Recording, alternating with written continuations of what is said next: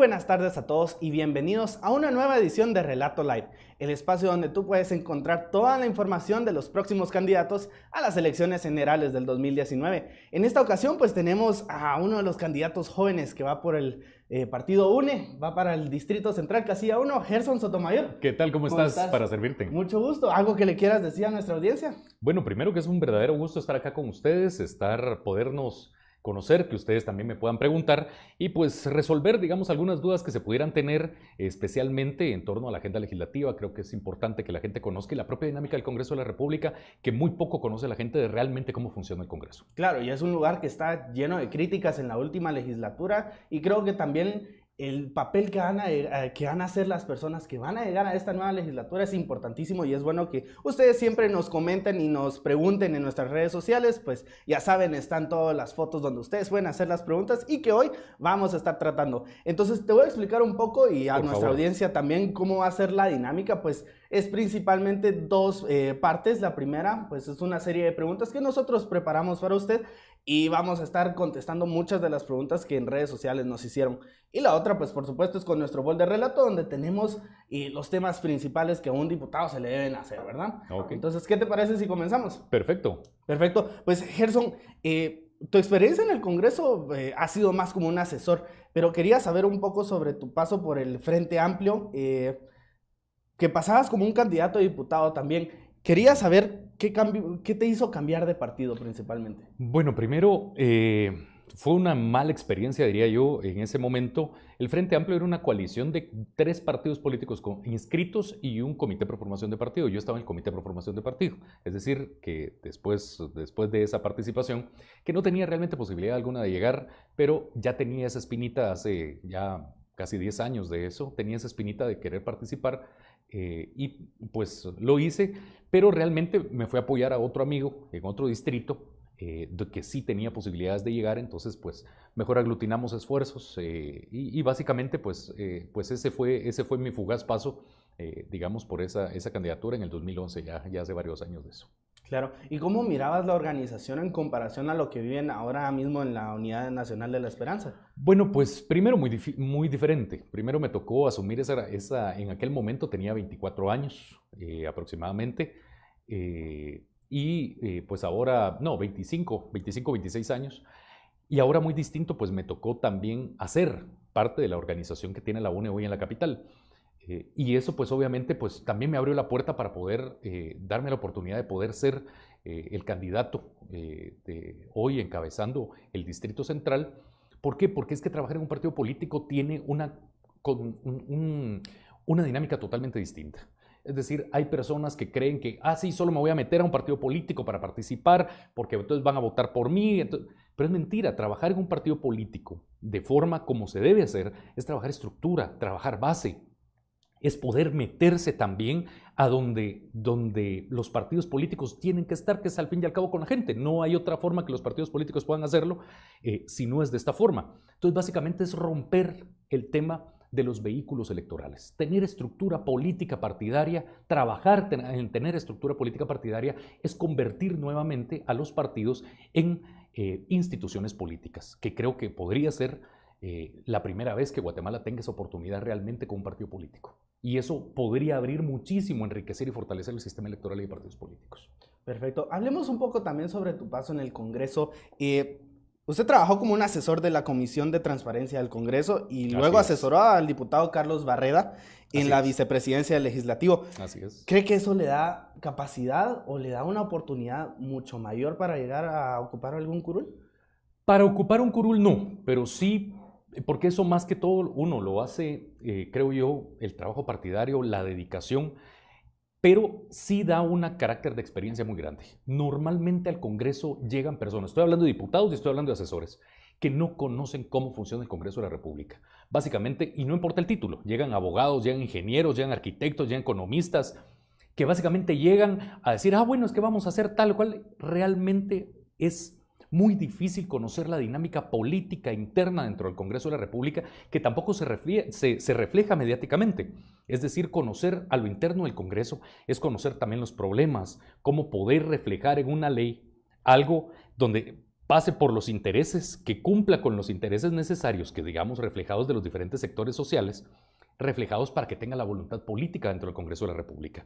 Es decir, una ley no es un documento de una consultoría, no es un documento de un club de amigos que va a salir como yo quiero que salga. Muchas veces, y así se dice en el Congreso, entra un caballo y sale un camello. Pero es obviamente por esa dinámica política que toda sociedad del mundo, toda América Latina en sus congresos tiene, que es cómo se construye a través de la democracia una iniciativa de ley y puede ser aprobada en una ley de la República. Perfecto. Quería saber un poco sobre, también, en 2016, los trabajadores del Congreso lo declararon non grato.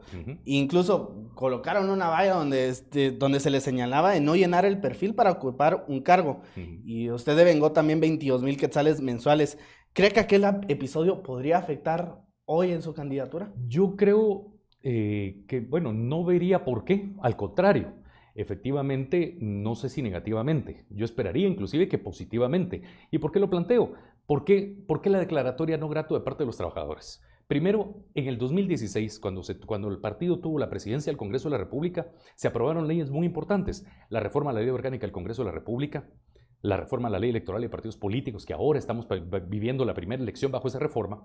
Pero me tocó hacer, desde la perspectiva técnica, un tema que el Congreso no tenía, que es básicamente construir el manual de puestos, el manual de salarios, homologar la reforma a la ley orgánica del organismo legislativo a la parte de consonancia administrativa con el resto del Estado, hacer una nueva ley de servicio civil. Y eso obviamente cuando tocan los intereses, la bolsa de ciertas personas que trabajaban en el Congreso que entraron por cuello político, no necesariamente por capacidad técnica, entonces obviamente empiezan a surgir esa dinámica de por qué está haciendo esto, entonces declarémonos no grato. Se dejaron 57 millones al año de ahorro al Congreso de la República con las reformas que se hicieron. Se le puso techo por tipo de puesto a cada uno de los trabajadores del Congreso de la República. Se llevó al 98% de cumplimiento de ley de acceso a información pública a través de las reformas administrativas. Entonces creo que se hizo mucho. Y justamente cuando tocas intereses empiezan los problemas, pero hay que tocarlos, si no, no se puede hacer nada en la sociedad. Perfecto, candidato. Y quería saber también, bueno, hablando de esa experiencia tanto positiva o negativa que usted podría calificar, ¿qué es lo que le motiva a ser candidato a diputado? ¿Qué es lo que le motiva a llegar a ese puesto? Bueno, básicamente es una aspiración que he tenido desde la universidad y esto básicamente lo hago porque sí he visto muchísima deficiencia en estos 11 años que tengo de estar en el Congreso de la República, nunca en contrato permanente, siempre en contratado año con año. Es básicamente ver cómo hay algunos diputados que solamente manejan un perfil político per se, pero realmente la riqueza de la política debe estar en mezclar la parte política y la parte técnica. No debería haber políticos sin técnica ni técnicos sin política. Entonces, creo que buscar un equilibrio, un balance entre esos dos es absolutamente necesario para hacer crecer al país, especialmente en el organismo encargado de hacer las leyes.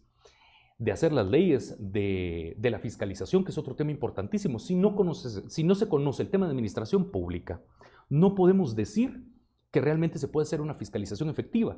Y por último, la última función del Congreso de la República, la representación. ¿Cómo voy a lograr resolver ciertos problemas que la gente plantea?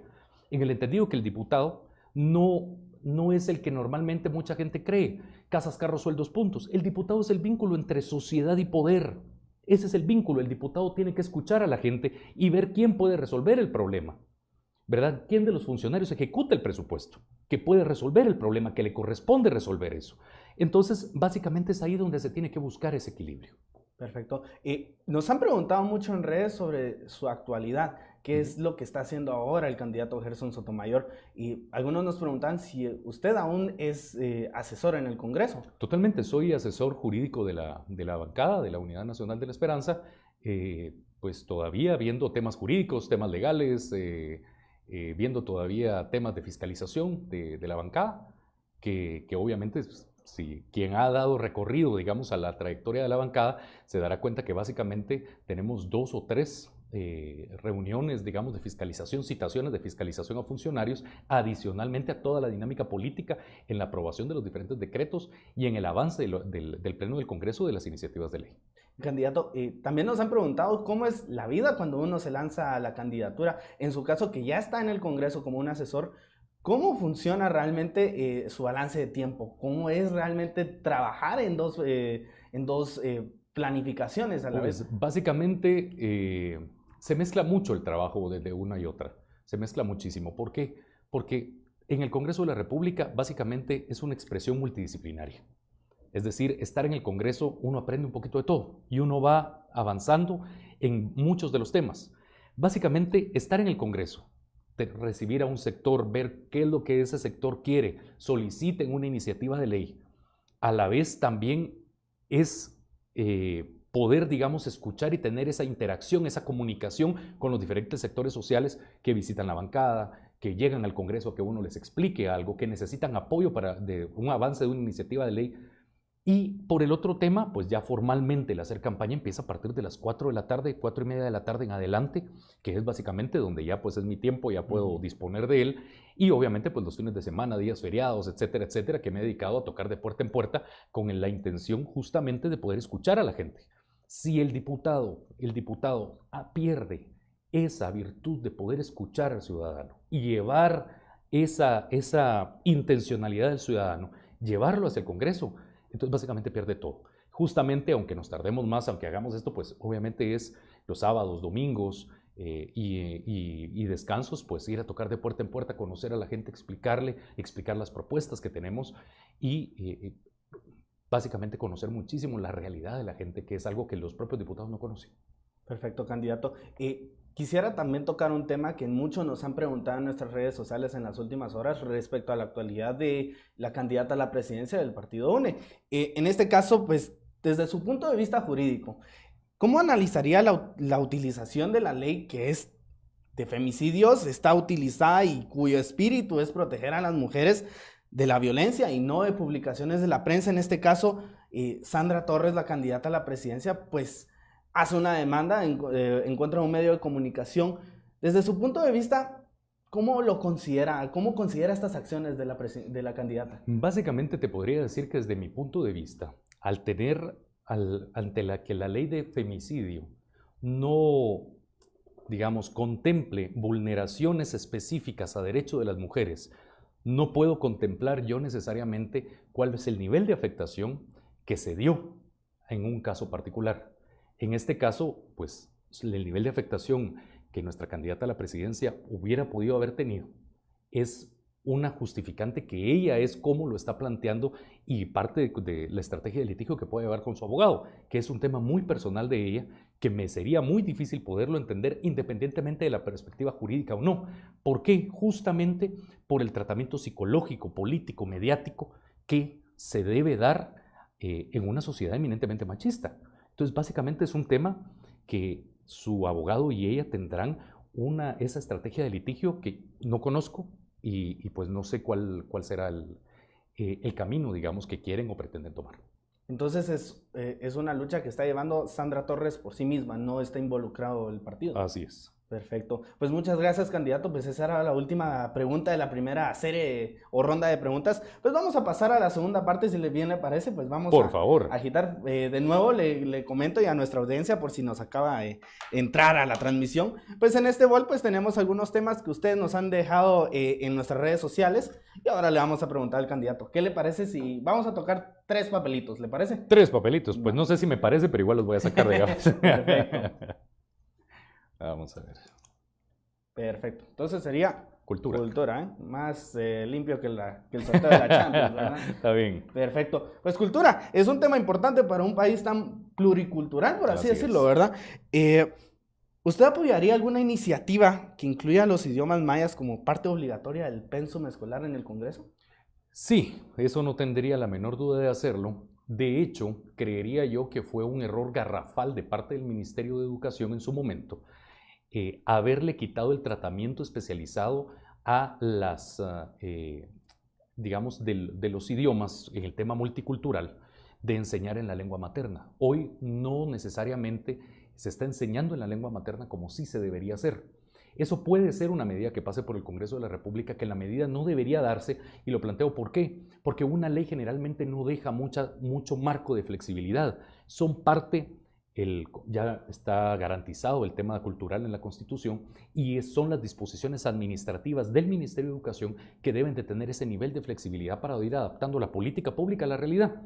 Cuando el Congreso hace una ley, básicamente cierra toda esa capacidad administrativa de flexibilidad que se pueda tener desde el Ejecutivo, que este es un punto que debe abordar desde ya. Si es que el Ejecutivo, a través del Ministerio de Educación, su política educativa no lo tiene contemplado, por supuesto que esto tendrá que pasar a una ley. Pero el CNB, que es el currículum nacional base, básicamente pasa por una disposición administrativa del Ministerio.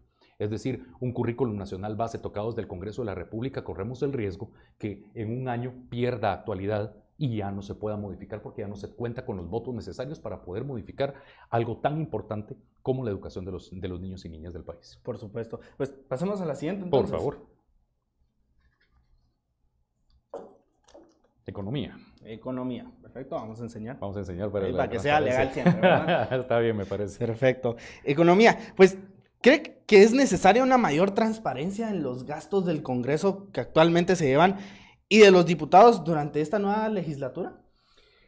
Primero, creo que efectivamente se avanzó muchísimo cuando tuvimos la presidencia del Congreso de la República. Subimos, el Congreso de la República tenía un nivel de cumplimiento de la Ley de Acceso a Información Pública en materia de información pública de oficio del 37%. Lo elevamos en cuestión de 3 meses, lo logramos elevar a 97% de cumplimiento de Ley de Acceso a Información Pública al Congreso. Y ustedes recordarán, en el periodo donde la presidencia del Congreso la tuvo la UNE en el 2016, se logró evidenciar y transparentar cuál era el salario de los trabajadores del Congreso. Y todo el mundo cuando empezó a conocer cuánto ganaban los trabajadores del Congreso, qué hacían los trabajadores del Congreso, cuántos viáticos pagaban. ¿Por qué? Porque no se cumplía antes con la Ley de Acceso a Información Pública. Y eso fue un hito que se vino a romper. Pero creo que la principal forma, digamos, en el tema de gasto del Congreso de la República pasa por el estudio de necesidad de fuerza que debe de tener el Congreso de la República. No estoy hablando de los puestos políticos, estoy hablando de los políticos poniendo cargos administrativos dentro del Congreso. Es ahí donde se debe dar un estado de necesidad de fuerza, de cuál es la necesidad que tiene el Congreso de tener personal y en qué área y para qué. Porque en base a eso es cuando se va a determinar cuál es el nivel de gasto que el Congreso debería tener. Se dejó en la última reforma a la Ley Orgánica del Congreso de la República una disposición transitoria que no puede contratarse personal 011 hasta que haya reducido la planilla hasta en un menor del 30% del total de personal operativo. Si no se reduce, el Congreso no puede contratar personal 011 nuevo. Perfecto, candidato. Pues pasemos al último papelito entonces. El último papelito. Ahí están los grandotes y están los chiquitos. Vamos a agarrar un grandote, a ver cómo me va. Seguridad y justicia. Seguridad y justicia. Bueno, es un tema de actualidad, de seguridad y justicia, porque varios candidatos a la presidencia han promocionado, han postulado de que quieren reactivar la ley de la pena de muerte. ¿Usted cree que es posible hacer esto? Yo creo que Guatemala tiene que salir de la parte del ofrecimiento político espurio. La reactivación de la pena de muerte en Guatemala, muchos dicen, es que no queremos que Guatemala se vuelva una Venezuela. Una de las cosas que tiene Venezuela que no tiene Guatemala es que puso reserva en el convenio, en el Pacto de San José. La única forma en que Guatemala pudiera reactivar la pena de muerte es poniendo reserva en los artículos del Pacto de San José. Y eso Guatemala indistintamente nos cerraría puertas internacionales en materia de comercio, digamos, en todo el relacionamiento político internacional. De otra forma no se podría.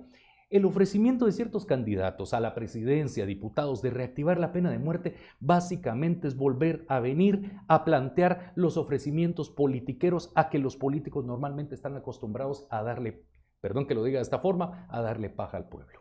No podemos venir a hablar de lo que jurídicamente no es posible. Si alguien viene, técnicamente me lo explica. Cuando ya tenemos una sentencia de la Corte de Constitucionalidad que dice que no se puede reactivar la pena de muerte, que vienen a ofrecer a que van a matar a la gente que está presa, un solo condenado para pena de muerte en Guatemala no hay.